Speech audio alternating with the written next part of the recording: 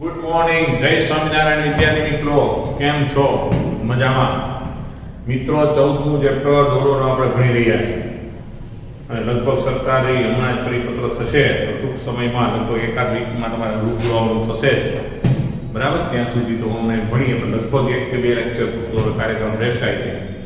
એકવાર રૂબરૂ શરૂ થઈ જશે એટલે બધાને એક અપીલ છે કે જેવું શરૂ થાય એટલે રૂબરૂ પધરામણી કરી દેજો, બરાબર? બને ત્યાં સુધી ઘરે કોઈ રહેતા નહીં, બરાબર? હવે તો વેક્સિન આવવાની તૈયારી છે એટલે બહુ જાતની એટલી બીક રાખવાની જરૂર છે નહીં. રૂબરૂ બધા શાળા પર હાજર થઈ જજો. ઓકે, તો ચેપ્ટર નંબર 14 ની અંદર આપણો આજનો મુદ્દો છે સરળાવર્ત ગતિ અને વર્તુળાકાર ગતિ. બરાબર? મુદ્દો એવો છે એટલે કે સરળાવર્ત ગતિને આપણે નિયમિત વર્તુળાકાર ગતિ સાથે સાંકળવાની છે. એટલે સરળ આવર્ત ગતિ, ટૂંકમાં લખું SAGA, અને નિયમિત વર્તુળાકાર ગતિ. તો જો મિત્રો, નિયમિત વર્તુળાકાર ગતિ આપણે ભણી ગયા અને એમાં આપણે જોયું કે જ્યારે કોઈ પદાર્થ અચળ વેગથી વર્તુળાકાર ગતિ કરતો હોય તેને નિયમિત વર્તુળાકાર ગતિ કહેવાય. તો અહીંયા આપણે આનું સંયોજન કરવાનું. સંયોજન એટલે શું? કે ભાઈ નિયમિત વર્તુળાકાર ગતિ કરતા પદાર્થનો જો એના વર્તુળાકાર માર્ગની વ્યાસ પરના પ્રક્ષેપની ગતિનો વિચાર કરો તો એ સરળાવર્ત ગતિ કરતો હોય. કહેવાનો મતલબ કે ઉદાહરણ સમજાવો કે ભાઈ આકૃતિ બતાવી કે તમે એક દોરી લો, બરાબર? માની લો એ લંબાઈની દોરી ને એમ પદાર્થ પાડ્યો હોય એમ કરી, અને હવે મને આમ ફેરવું ખબર તો એ આમ નિયમિત રીતે ફરતો લાગે ને ગતિમાન દોરવાનો. પણ હવે જો એ જે બનતો આખો સમતલ એને લંબ દિશામાં, એટલે હું અત્યારે આમ ફેરવું અને તમે આ બાજુથી જો, એટલે તમે જ્યારે બેઠા છો એ બાજુથી તમે જો તો તમારી આંખ અહીંયા હોય તો ઉપરથી જો તો આખું વર્તુળ દેખાય. બાકી તમે લંબ દિશામાંથી જો તો આમ જોતા હોય કે આખું વર્તુળ ન દેખાય, પણ તમને આમ કાલ્પનિક ન લાગે, આમ દોરો થાય. દાખલા તરીકે હું માર્કર આમ ફેરવતો હોય તો જેનો પડછાયો હોય દિવાલ ઉપર આમ લેમ્પ બેઠો હોય અને પડછાયો તો આમ ગોળ ભરે ફેરવો, પણ એનો પડછાયો જો તો અહીંયા આમ થાત કે નહીં. તો વાસ્તવમાં આમ શું છે કે તમારી દ્રષ્ટિને લંબ એવા વ્યાસ પરની પ્રક્ષિપ્ત ગતિ હોય. જો પ્રક્ષિપ્ત ગતિ એટલે શું? એના પ્રક્ષેપની ગતિ. માની લો અત્યારે આ પદાર્થ છે જુદા જુદા સમય તો જુદી જુદી અહીંયા હશે, ક્યારેક અહીંયા હશે, ક્યારેક અહીંયા હશે, પણ એ સમયના વ્યાસનો પ્રક્ષેપ દોરવાનો કઈ અહીંયા હોય ત્યારે આમ દોરો લાઈન, અહીંયા હોય ત્યારે આમ દોરો લાઈન, અહીંયા હોય ત્યારે આમ. લજનો ચિત્ર બાજુ બનાવો પ્રક્ષેપ કોને કહેવાય? તો આ વર્તુળાકાર ગતિ કરતો પદાર્થ જે તમને આકૃતિ બતાવ્યો છે. ધારો કે કોઈ 0 સમય આ P બિંદુ ઉપર છે અને ત્યારે એને જે ખૂણો આંતરો છે x અક્ષ સાથે માનજો e phi જેટલો છે. રેડી? તો ઈ સમયે જો હું આનો પ્રક્ષેપ લઉં એને હું p' કહી દઉં, અથવા આને p1 લઉં તો આને p1' લઉં, તો આ OP1' છે ઈ ખરેખર શું કહેવાય? આ પદાર્થ જ્યારે અહીંયા હોય ત્યારે એના વ્યાસ પરનો પ્રક્ષેપ OP1'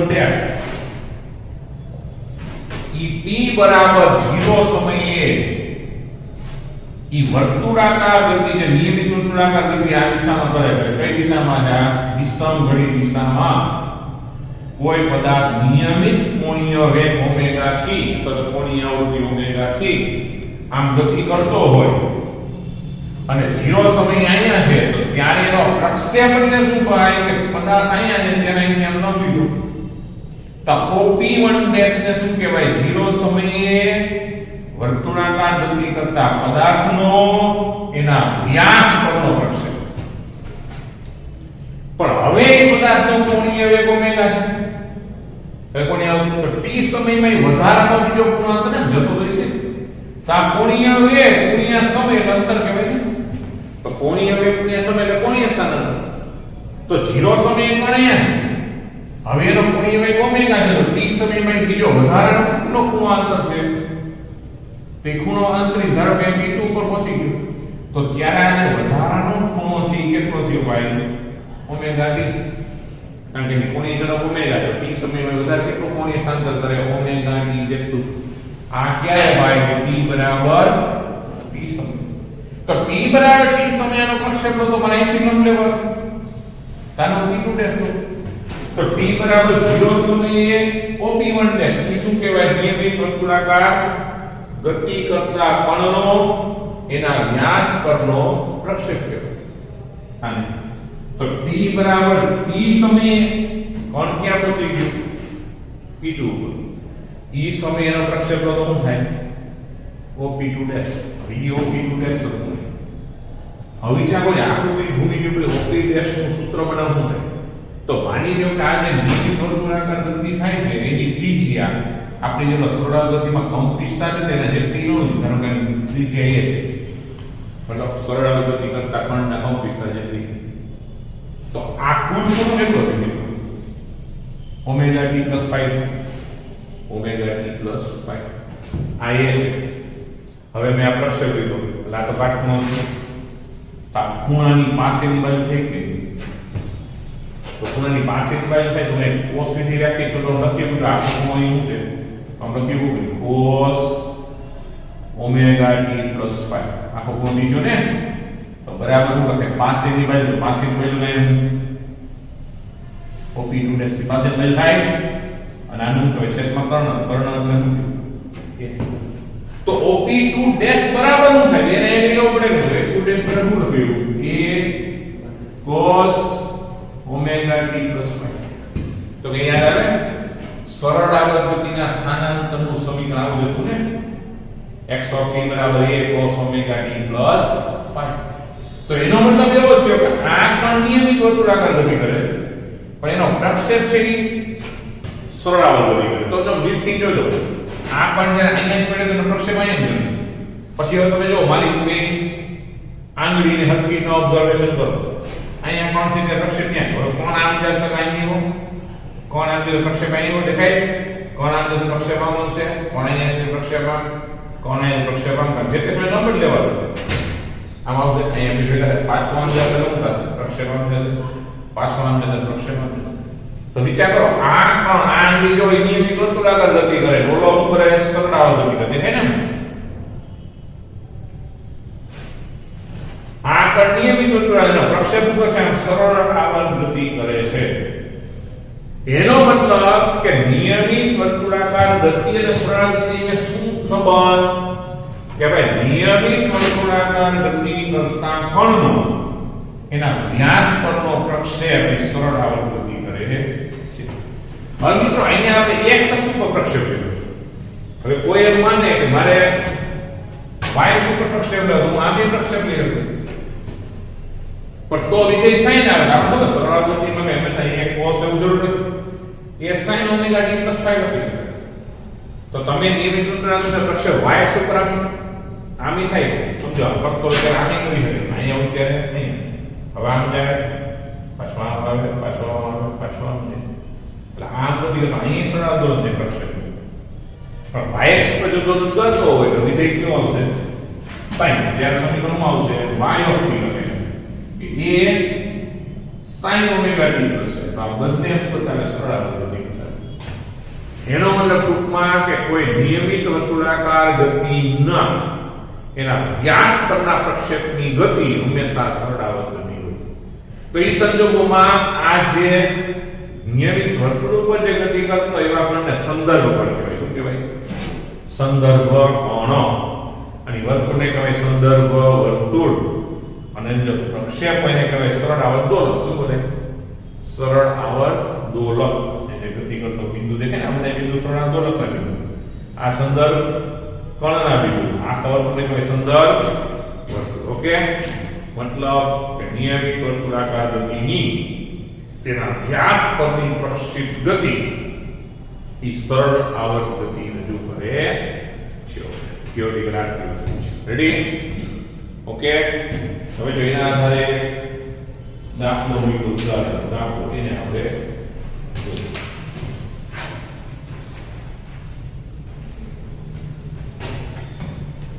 તો આ આકૃતિ જે છે એ પૂછી નહીં ગઈ હોય છે રેકોર્ડિંગ પાછળ લઈ લેજો સ્ક્રીનશોટ લઈ લેજો ઘણા પાસે બુક છે ને જો જૂની આવૃત્તિની હશે ને કારણ કે મારી પાસે છે જૂની આવૃત્તિ તો તો વિદ્યાર્થી મિત્રો આ જે આકૃતિ છે ને ખરેખર આ દાખલાની રકમની આકૃતિ છે. અને અહીંયા જે હમણાં મેં દોરી હતી ને એ તમે થિયરિટિકલ તરીકે અહીંયા દોરી શકો છો. અહીંયા દોરી દીધી ઓલી વર્તુળાકાર વાળી અહીંયા બી છે. ક્લિયર થાય છે? એટલે સેજ રિવાઇન્ડ કરી અને સ્ક્રીનશોટ લઈને અને આકૃતિ દોરી નાખો. હવે જો અત્યારે ઉદાહરણ 14.4 આકૃતિ 14.10 ની બાજુ બતાવી દીધું. માં બે વર્તુળોની ગતિ દર્શાવે છે. આ આકૃતિમાં વર્તુળની ત્રિજ્યા, ભ્રમણનો આવર્તકાળ અને પ્રારંભિક સ્થિતિ અને ભ્રમણની દિશા દર્શાવવા જો બે આકૃતિ જો પહેલી આકૃતિમાં જો તો શું બતાવ્યું છે? વર્તુળની ત્રિજ્યા તો એ લખ્યું જો, બીજામાં બી દેખાય છે. પહેલા વર્તુળમાં ત્રિજ્યા એ છે, બીજા વર્તુળમાં ત્રિજ્યા બી છે. બરાબર. પછી ભ્રમણનો આવર્તકાળ તો પહેલામાં t બરાબર 4 સેકન્ડ લખી રાખો, કેપિટલ T બરાબર. બીજામાં લખ્યું t બરાબર 30 સેકન્ડ. પછી પ્રારંભિક સ્થિતિ તો પહેલામાં t બરાબર 0 સમય કોણ એક બિંદુએ છે જ્યાં ખૂણો 45 નો છે, દેખાય phi બરાબર 45 લખ્યું. બીજામાં પ્રારંભિક સ્થાન છે y અક્ષ ઉપર એટલે 90 ગણાય. બે ખૂણો પણ ગણાય 90 પર. ઓની પ્રારંભિક સ્થિતિ 45 અને 90 પ્રારંભિક કળા છે phi લખ્યું. તો પહેલી આકૃતિ પ્રારંભિક સ્થિતિ મુજબ phi 45, બીજામાં phi 90. અને ભ્રમણની દિશા તો જો પહેલી આકૃતિમાં વિરુદ્ધ દિશામાં એન્ટી ક્લોકવાઇઝ અને આમાં કેવી છે? ક્લોકવાઇઝ. તો પહેલી આકૃતિ વિષમ ઘડી છે, બીજી આકૃતિ સમ ઘડી. બરાબર. ચારે વસ્તુ દર્શાવી તમને દેખાડી. પ્રત્યેક દિશામાં ભ્રમણ કરતા કોણ p ના ત્રિજ્યા સદિશના x પ્રક્ષેપનો સરળાવર્ત ગતિ મેળવો. તો x અક્ષ પરનું સમીકરણ સરળ ગતિનું સમીકરણ મેળવવાનું છે આપણી પરિસ્થિતિ મુજબ. અને ઉદાહરણ 14.4 તો હવે સમજો ઘણી આકૃતિ એક માટે ચાલો સમીકરણ લખી નાખો કે x of t બરાબર એટલે ત્રિજ્યા એટલે cos omega t plus phi આવું સ્વરૂપ. પણ હવે બનશે શું કે અહીંયા phi કેટલું છે? 45, મતલબ કે pi by 4. અને ઓમેગા t બરાબર શું લખાશે? ઓમેગા એટલે તો 2pi છે, પણ 2pi પણ t કેટલો એટલો છે? 2pi upon t into t છે. t ની આ કોમન કેટલો એટલો તમને પેલી આકૃતિનો આવર્તકાળ કેટલો છે? 4 અને 4 દીધી ને. તો હવે માટે શું લખાય કે x of t બરાબર a cos ઓમેગા ની જગ્યાએ 2/4t અને પ્લસ અહીંયા થઈ જાય pi/4. એટલે આ સમીકરણ મુજબ બરાબર ઘણી સમીકરણ પરથી બરાબર સમીકરણના જેવું જ છે. સમીકરણ પરથી કંપ વિસ્તાર કેટલો છે? એ બરાબર આવર્તકાળ t બરાબર આપણે 4 સેકન્ડ મેળવ્યો છે. અને પ્રારંભિક કળા phi બરાબર શું થાય છે? phi છે. એટલે આ સમીકરણ આપણે પહેલા સ્વરૂપ લખી દેવા કિંમત મેળવી. એટલે સરળ ગતિનું સ્વરૂપ આવું આવશે. જેની પ્રારંભિક કળા π/4 આવર્તકાળ છે 4 હજી ને છેદ ઉડાન પર π/2 લખી શકાય. પછી કઈ કરવા જરૂર નથી. કંપ વિસ્તાર કેટલો? 1. હવે એ રીતે આકૃતિ b માં તે રીતે આકૃતિ b માં કંપ વિસ્તાર કેટલો? બરાબર b. પ્રારંભિક કળા તો π/2 phi બરાબર શું છે? π/2. પણ હવે સમઘડીમાં પડે સમજો. હવે t સમય બાદ કળા એનો થીટા મેળવો તો આપણે આમ લખવું પડે ઓમેગા t માઈનસ phi લખવું. અથવા કે π/2 પ્રારંભિક કળામાં આમ આવશે phi માઈનસ ઓમેગા t ઊંધું. કારણ કે 90 છે પણ કોણ હવે આમ દે એટલે કળા શું થવાની? ઘટવાની છે. તો પ્રારંભિક કેટલી π/2 આ થશે 2pi upon t into t આવું થશે. તો માટે આપણે સમીકરણ આવે x of t કેમ લખવું પડે? b cos π/2 minus 2pi પર કળા કેટલી 20 સેકન્ડ આવી ને 30 into હું થઈ જાય t. તો આને આપણે લખી b. હવે cos π/2 minus θ એટલે પેલું ચલો પહેલામાં cos હોય ધન cos શું થઈ જાય sin એટલે આપણું સમીકરણ થઈ જાય sin અને આ બે કેન્સલ કરી નાખો તો પાઈ ના છેદમાં 15 t એટલે આ આપણો જવાબ જ આવી ગયો. પણ નોર્મલી જો આપણે આના સ્વરૂપમાં લઈ જવું હોય તો sin ની જગ્યાએ મારે પાછું cos માં લઈ જવું પડે. બરાબર છે? cos માં લઈ જવા માટે પાછું x ઓફ t બરાબર લખ્યું d cos આને આગળ લખ બરાબર pi by d omega t અને એમ કરો minus pi by 2 cos t માટે લખ્યું. તો આ બે સમીકરણ એક જ છે. તો એવા સંજોગોમાં માટે શું થાય કોક વિસ્તારની પ્રારંભિક કર આપણે pi by 2 લખ્યું હતું. બરાબર? હવે માત્ર આવર્તકાળ આવર્તકાળની રકમ આપેલો છે. અહીં આવર્તકાળ t બરાબર કેટલો છે 30 સેકન્ડ. તો આનું સમીકરણનું સ્વરૂપ આવું સરળ થાય. ત્યારે આના સમીકરણનું સ્વરૂપ શું થશે? હા રેડી. એટલે આપણે સમીકરણના સ્વરૂપ મેળવવાના છે તમને આપેલી પરિસ્થિતિ મુજબ.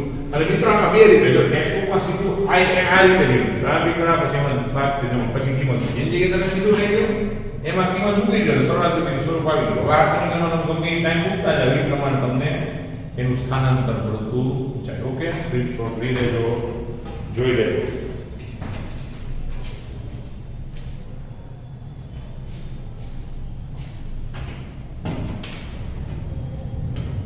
રેડી?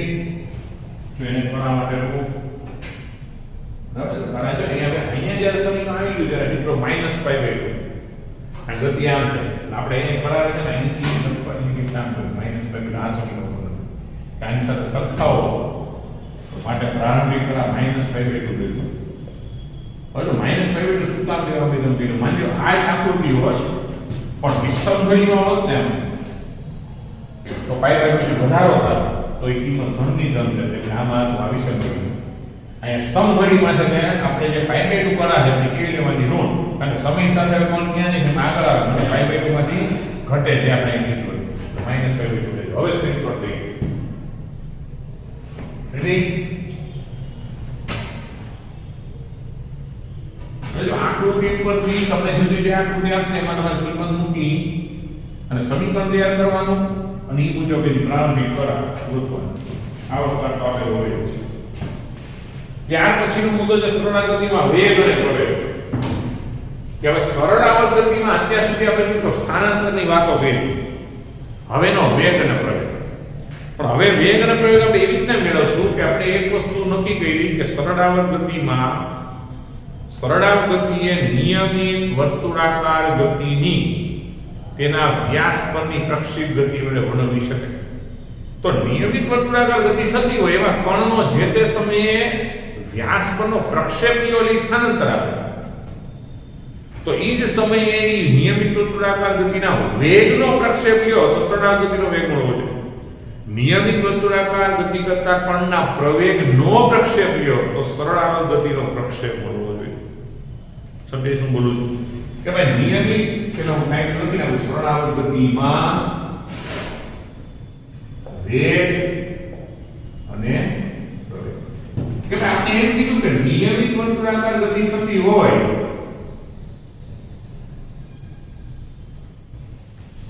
તો માની લો કે કોણ અહીંયા છે જે તે સમયે તો કણનું સ્થાન એને બનાવેલો ખૂણો કુલ યાદ રાખજો આ એ જેટલો એનો ત્રિજ્યા એટલે ભૌમિતિક વિસ્તાર એટલે તો અહીંયા કુલ ખૂણો t સમયમાં તો ઓમેગા t પ્લસ 5 તો જો હું કણના સ્થાનનો પ્રક્ષેપ લઉં તો આ મને સ્થાનાંતર આપતું હતું તો પછી એના વેગના સદિશનો પ્રક્ષેપ લ્યો સ્થાનનો પ્રક્ષેપ તો સ્થાનાંતર તો આ કણના વેગના સદિશનો પ્રક્ષેપ તો સરળાવર્ત ગતિનો વેગ આ કણના પ્રવેગના સદિશનો પ્રક્ષેપ અક્ષ ઉપર વ્યાસ ઉપર તો ઈ સરળાવર્ત ગતિનો પ્રવેગ સમજાય છે. સ્થાનનો પ્રક્ષેપ તો સ્થાનાંતર વેગનો પ્રક્ષેપ તો સરળાવર્ત ગતિનો વેગ એમ પ્રવેગનો પ્રક્ષેપ તો સરળાવર્ત ગતિનો પ્રવેગ એમ થવું જોઈએ. રેડી? તો હવે આપણે નક્કી કર્યું કે નિયમિત વર્તુળાકાર ગતિ છે વિષમઘડીમાં છે ઓમેગા જેટલા નિયમિત કોણીય વેગથી જાય છે. નિયમિત એટલે કોણીય વેગ અચળ જ હોવો જોઈએ તો જ નિયમિત વર્તુળાકાર ગતિ કહેવાય. તો આવી નિયમિત વર્તુળાકાર ગતિ કરતા કણનો વેગ કેવો હોય તો આપણે નિયમિત વર્તુળાકાર ગતિ ભણાય છે તે બિંદુએ ક્યાં હોય ભાઈ પ્રક્ષેપની દિશામાં, ક્યાં હોય સ્પર્શકની દિશામાં, ક્યાં હોય સ્પર્શકની દિશામાં. હવે આગળનો વેગ કેટલો હોય તો ઓમેગા જેટલી નિયમિત કોણીય વેગથી એ ત્રિજ્યાના વર્તુળમાં હોય તો આનો વેગ કેટલો ઓમેગા હોય ને યાદ આવે ને સરળાવટ કરી ચાલ ગતિ v r ઓમેગા. તો અહીંયા r એટલે ત્રિજ્યા કેટલી છે a કોણીય વેગ એટલે ઓમેગા એટલે રેખીય વેગ આટલો થાય ને સમજાય. એટલે રેખીય વેગ એટલે ઓમેગા કઈ દિશામાં થાય સ્પર્શક દિશામાં. તો હવે એનો પ્રક્ષેપ લેવો એટલે હું એના પૂછમાંથી લંબ લીધો, એના શીર્ષમાંથી લંબ લીધો, તો આને કહેવાય એનો પ્રક્ષેપ. એટલે આ બિંદુ નામ આપ્યું મને q, તો આ શું થયું q ડેશ. તો અહીંયા q ડેશ p ડેશ રાખો રાઈટ p ડેશ બરાબર. અત્યારે આમ જે છે પૂછની મને એનું પૂછ શીર્ષનો પ્રક્ષેપ અને શીર્ષ તો એ q ડેશ p ડેશ એમ બોલાય. સરળ આવર્ત ગતિનો વેગ દર્શાવે. હરી હોય કેટલો આકૃતિ ઉપર એ મુદ્દો ધરાવે તો કેટલો હોય મળ્યો અહીંયા હું દોર્યો એ જ પ્રક્ષેપ અહીં દોર્યો હરખું જોયું. હવે તમે જો ભૂમિતિ હરખી આવડતી છે તો બધું સમજાય. મારો પ્રશ્ન તમને એટલો છે આ ખૂણો કેટલો હોય. આ ખૂણો ઓમેગા ટી પ્લસ 5 હોય તો હવે આ ખૂણો ઓમેગા ટી પ્લસ 5 હોય એ સમજાય તમને. તો સમજો લોજિકલ વિચાર આ જેટલો એટલો આ હોય આ z નો કેટલો સમજાય. તો આ તો 90 છે માનો લોજિકલ વિચાર આ 30 હોય તો આ 30 જોઈએ તો z નો ને યુગ્મ કોણ કે બે સમાંતર રેખાના છેદરેખાની બદલા યુગ્મ કોણ. તો આ 30 હોય તો આ 30 હોય તો આ 90 હોય તો આ ખૂણો સમજો સ્પર્શક તો હંમેશા ત્રિજ્યાને કેવો હોય લંબ હોય ભૂમિને ભેણા. તો આ કુલ ખૂણો કેટલો થાય એટલે ત્રિજ્યા સ્પર્શકનો ખૂણો તો 90 નો છે સ્પર્શક એટલે ત્રિજ્યાને લંબ હોય એટલે આ કુલ 90 ઉદાહરણ રૂપે સમજાવું તો આ 30 હોય તો આ 30 હોય એનું કારણ યુગ્મ કોણ. પછી સ્પર્શક એટલે ત્રિજ્યાનો ટોટલ 90 હોય તો આ 30 હોય તો આ બાકીનું વધે 60. તો આ 90 છે તો આ કેટલો વધે 30 હોય 30 તો 30 પડ્યો કે સમજાય. પણ આખું જેટલો ખૂણો અહીંયા ને એટલો ખૂણો અહીંયા બને. તો હવે આ જે કાટકોણ ત્રિકોણ બન્યો મિત્રો એમાં આનું મૂલ્ય કેટલું તો વેગ છે કેટલું છે ઓમેગા. આ ખૂણો કેટલો છે ઓમેગા ટી. આપણે ગોતવું શું આ હું આ બોલું કે આ કેટલું છે તો હું અહીંયા sin ની વ્યાખ્યા કરું મિત્રો sin. તો sin omega T plus y બરાબર મને સામેની બાજુ સામેની બાજુ આપણે ગોતવું એનો ઉત્તર 0 t કીધું. આપણે સરળ ગતિનો વેગ ગોતવો છે.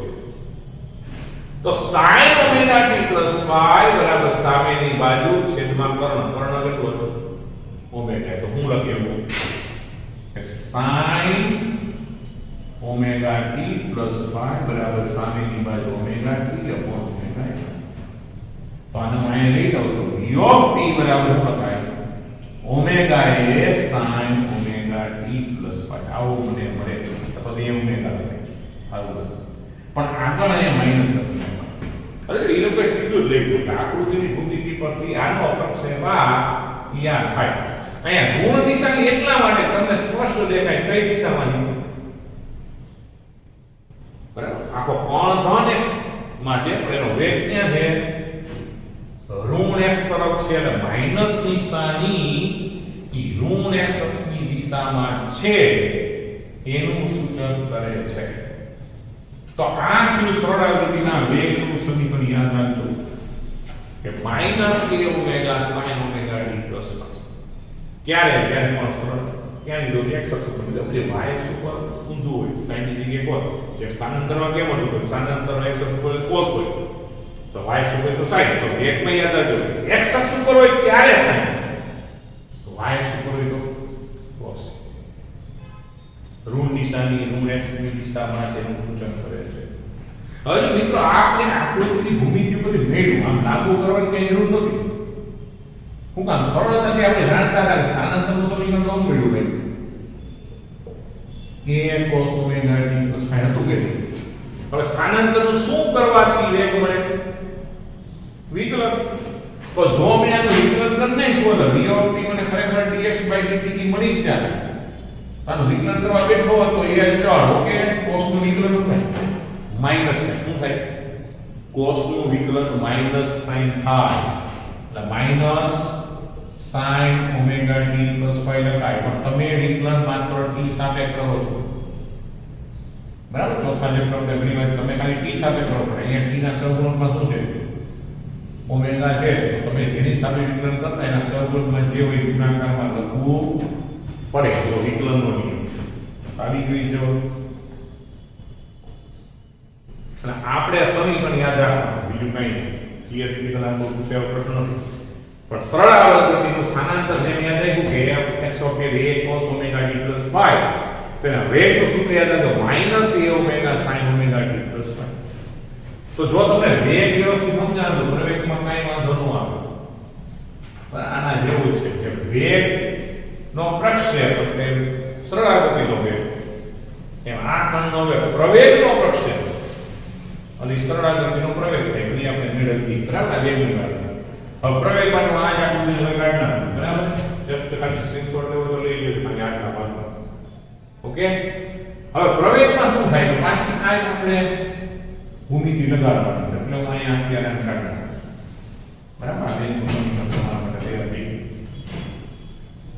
હવે પ્રવેગ હોય તો નિયમિત વર્તુળાકાર ગતિમાં મિત્રો પ્રવેગ હોય કઈ બાજુ નથી માની લો કોઈ t સમય કોણ થાય એમ કહ્યું છે આપણે e સમયનો પ્રવેગ હોય કે તો કઈ બાજુ તો નિયમિત વર્તુળાકાર ગતિમાં પ્રવેગ કેન્દ્રગામી હોય ભણ્યા પાંચમા ચેપ્ટરમાં અને સૂત્ર આપણે ભણ્યા v સ્ક્વેર અપોન r અથવા તો omega square v square upon r અથવા તો ઓમેગા સ્ક્વેર તો જ્યારે પણ અહીંયા હોય ત્યારે પ્રવેગ સંભાવ્ય છે આમ હશે કેન્દ્ર તરફ અને કેટલો હશે ભાઈ ઓમેગા સ્ક્વેર આ કેન્દ્રગામીમાં પ્રવેગ હોય v square upon r r કાઢે અથવા તો ઓમેગા સ્ક્વેર r તો r કાઢવા માટે એ ક્યાં હોય કેન્દ્ર તરફ હોય તો જે વેગનો પ્રક્ષેપ લીધે સરળ ગતિનો પ્રક્ષેપ લઈ ક્યાં છે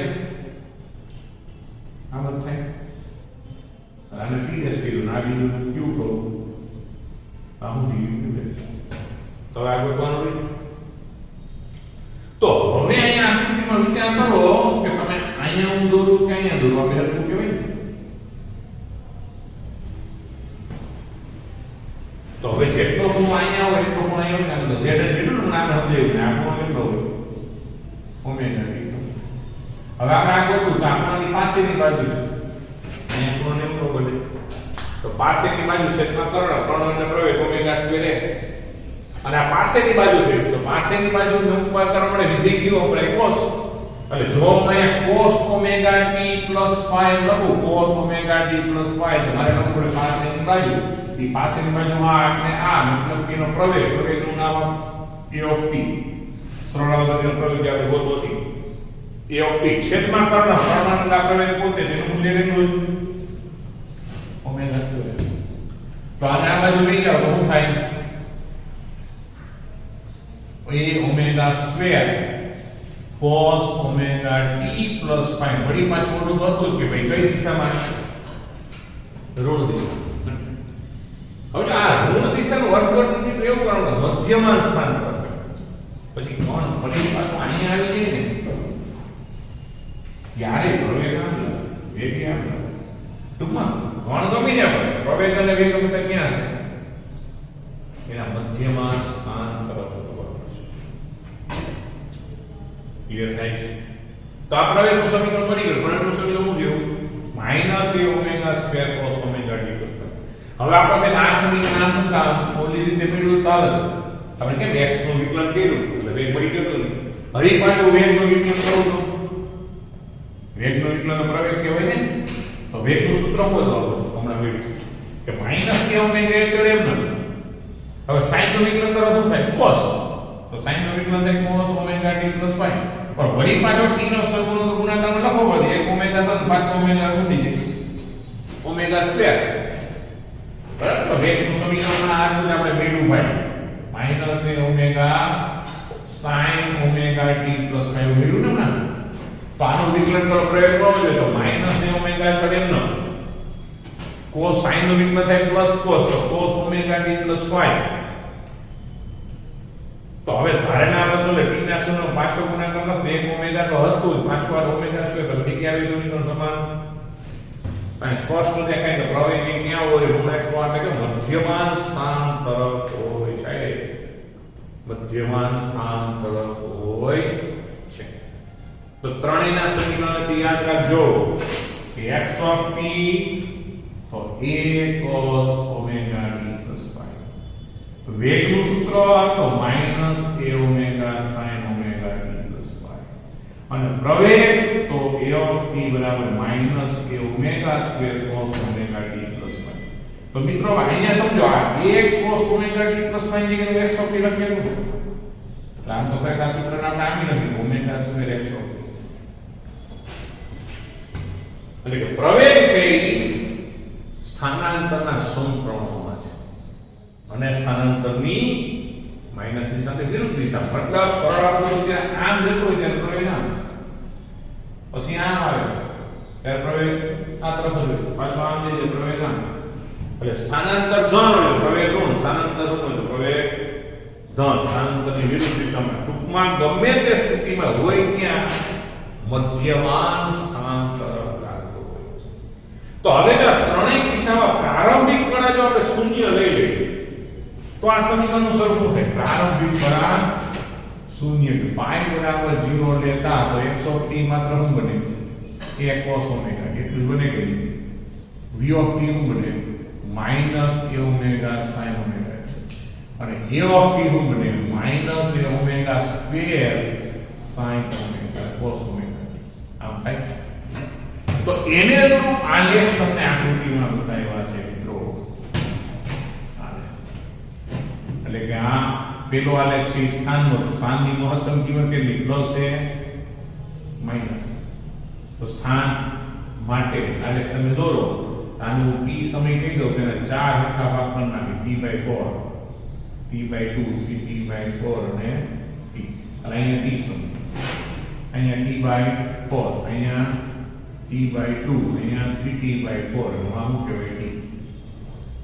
તો આનો ખાલી cos લીધી છે એની કિંમત આમ હશે.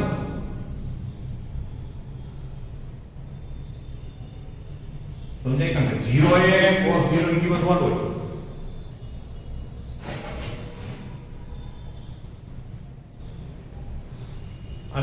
આને દેખાતું હોય મિત્રો ઉપર એટલે જરા બધું લઈ કદાચ તમે નો દેખાતું આને અત્યારે કાઢી બરાબર. હા આવી જાય છે.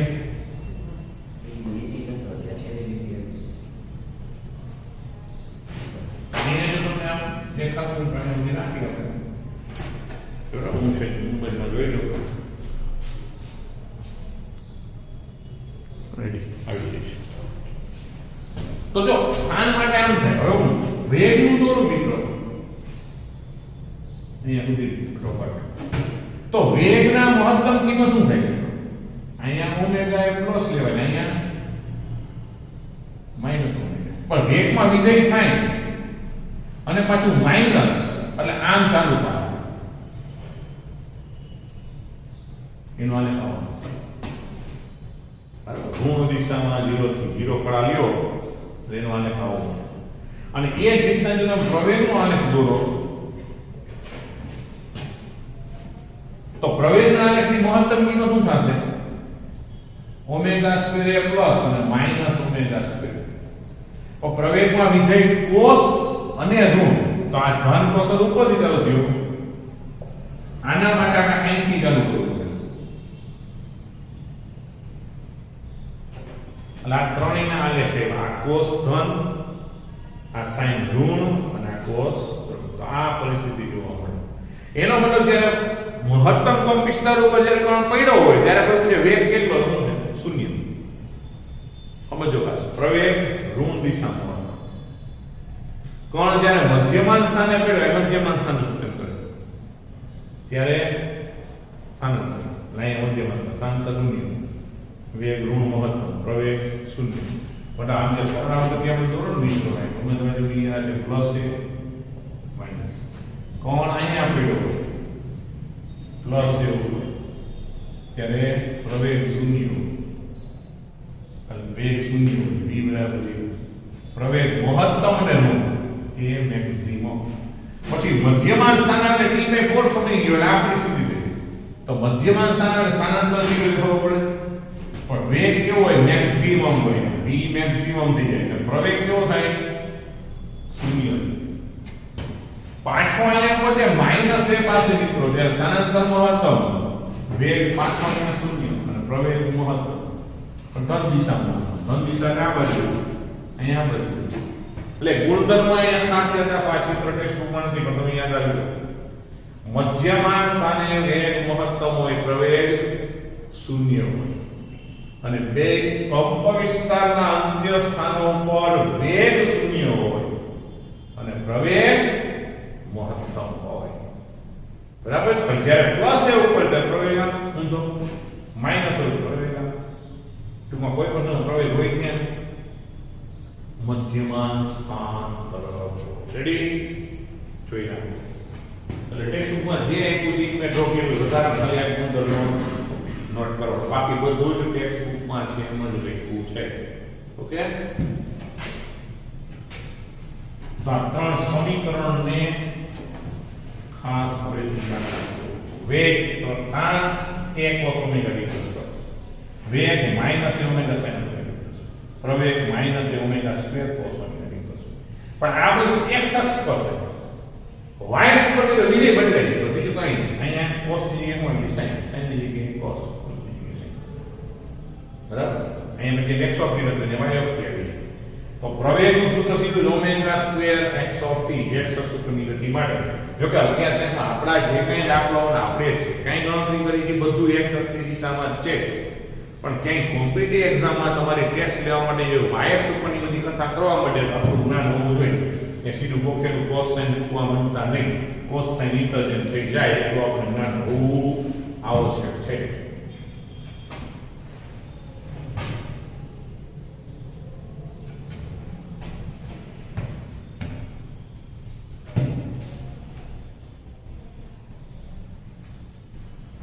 તો જો એને આ સૂત્રો ઉપર આધારિત એક દાખલો કર્યો છે કે એક પદાર્થ 14.5 ઉદાહરણ 14.5 એક પદાર્થ x બરાબર 5 cos 2pi t plus pi by 4 સમીકરણ SI એકમો મતલબ મીટર બાય અનુસાર સરળ ગતિ કરે તો t બરાબર 1.5 સેકન્ડ માટે આ પદાર્થના સ્થાનાંતર ઝડપ એટલે વેગ અને પ્રવેગની ગણતરી કરો. રેડી. તો આપણે સમીકરણ જે પહેલા નોંધી લઈએ x બરાબર 5 cos 2pi t plus pi by 4. તો સમજો કે હવે અહીં t બરાબર 1.5 સેકન્ડ માટે પહેલા આપણે વાત કરી સ્થાનાંતર. તો સ્થાનાંતર x ઓફ t નું સૂત્ર છે આપણે pi t બરાબર 1.5 મૂકી દેવાનું કારણ સ્થાનાંતર નું જ આ સમીકરણ છે. બરાબર. અને x ઓફ t બરાબર 5 cos 2pi એમ કે 1.5 t ની જગ્યાએ પ્લસ શું થઈ ગયું pi by 4. તો 5 cos હવે 1.5 ગુણ્યા 2 એટલે 3pi પ્લસ pi by 4. હવે મિત્રો cos 3pi plus theta 3pi plus theta લખ્યું ચરણ નહીં ખબર હોય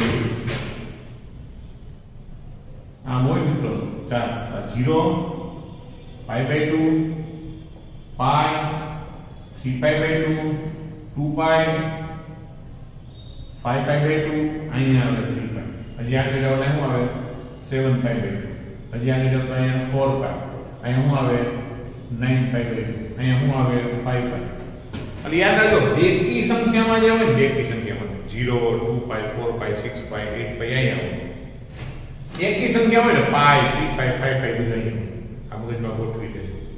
એમ અહીંયા સમજો કે અહીંયા એકી પાઈ બાય 2 બધા એકી બે એટલે પાઈ બાય 2 અહીંયા 3pi બાય 2 અહીંયા બગડો તો હોય નહીં બોલો તામાં 1 પછી 3 અહીંયા 5 7 અહીંયા દેખાય 9 11 13 15 યાદ રહે લાંબુ તો બહુ જોઈએ. તો અહીંયા તમે વિચાર કરો cos 3pi plus 3pi plus pi by 2 એટલે 3pi થી વધારે કોણ ચરણ કેવું થાય ત્રીજું. હવે ખબર છે π/2 કે હોય તો જ વિધેય બદલાય. અહીંયા પાઈ એટલે વિધેય બદલાય cos નું cos જ રહે. પણ 3π + θ છે એટલે ચરણ ત્રીજું ત્રીજા ચરણમાં cos ઋણ હોય. કારણ આપણે ખબર છે col SEC એટલે અહીંયા ખાલી tan વિધેય ધન હોય. sin કે cos બે ઋણ જ એટલે cos 3π + θ એટલે cos નું cos જ રહે. પણ ત્રીજું ચરણ આવે એટલે માઈનસ થઈ જાય. અને અહીંયા આપણા માટે cos -π/4 લખવું પડે. એટલે માઈનસ આવી ગયું. π/4 ની કિંમત 1/√2 આમ યાદ રાખો તો કિંમત કેટલી છે 0.707. 1/√2 ની કિંમત 0.707 પછી આનો ગુણાકાર કરી નાખો. તો જો તમે આની ગણતરી કરો તો 5 * 0.707 એટલે મળે 3.53. બરાબર. આપણે પણ પછી 5 નો એટલે 3.54 લખ્યું. અને આ પણ શું થઈ ગયું વેગ સ્થાનાંતર મળ્યું. હવે આપણે ગોતવાનો છે વેગ તો ઝડપ. તો જો ઝડપ v ઓફ t નું સૂત્ર છે -a ωsin ωt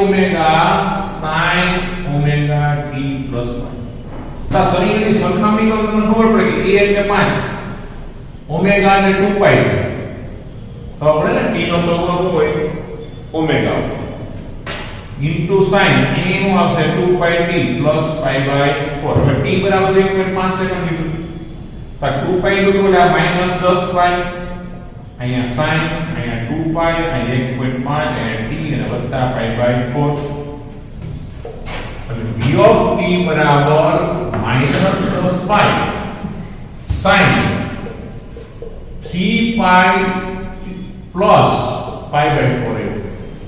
તો હમણાં સમજાયું મુજબ 3π + θ એટલે ત્રીજું ચરણ. ત્રીજામાં sin કેવું હોય ઋણ જ હોય એટલે sin નું sin જ રહે.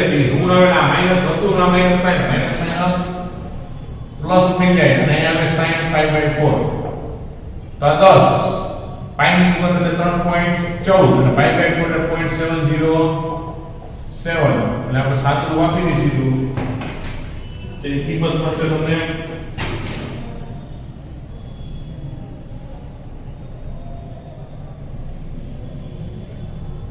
કે 10 ગુણ્યા 3.14 ગુણ્યા 0.707 એટલે 22.199. તો એને જવાબ શું રાખ્યો છે જેને 22 જ રાખ્યો છે 22 મીટર પ્રતિ સેકન્ડ.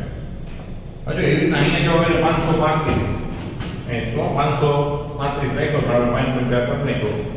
આગળ તો અહીંયા 3.535 મીટર લખ્યું પણ આપણે 5 હોય આગળ એકી સુધી એટલે બધા રાઉન્ડ ઓફ કરી નાખ્યો બરાબર 22 મીટર સેકન્ડ. હવે પ્રવેગ તો હવે પ્રવેગ v ઓફ t એનું સૂત્ર શું છે -ω² a cos ωt + π. આ સમીકરણ તેમાં કિંમત મૂકી દો તો અહીં 2π નો વર્ગ a એટલે 5 અહીંયા cos અહીંયા 2π t એટલે 1.5 રકમ માઈનસ અહીંયા π/3 π/4 તો 2π નો વર્ગ એટલે 4π² એટલે 4 * 5 એટલે -20π². 2 નો વર્ગ 4 4 × 20 π² અને અહીં cos અહીંયા થઈ ગઈ 3π + π/4 પણ હમણાં આગળ સમજાવ્યું છે cos 3π + θ એટલે ત્રીજું ચરણ. ત્રીજામાં cos ઋણ માઈનસ નું માઈનસ અને cos નું cos હોય તો માઈનસ માં પાછળ શું થઈ જાય પ્લસ એટલે cos π/4 અહીં કિંમત મૂકો તો 20 ગુણ્યા 3.14 નો વર્ગ આનું તો 0.707 છે અને તો a ઓફ t ની કિંમત શું મળે સાદું આપો તો 20 ગુણ્યા 3.14 ગુણ્યા 3.14 ગુણ્યા 0.707 એટલે 139.41 એને જવાબ લખ્યો છે 140 કરી નાખ્યો તો 140 મીટર પ્રતિ સેકન્ડ સ્ક્વેર. ઓકે સ્ક્રીનશોટ લઈ લેજો. એમાં બધા સ્ટેપ નહીં હોય સ્ટેપ જોતા હોય તો સ્ક્રીનશોટ લઈ લેવો. ઓકે તો વિદ્યાર્થી મિત્રો આપણો આજનો કાર્યક્રમ અહીંયા સુધી રાખીએ છીએ. બધાને જય સ્વામિનારાયણ.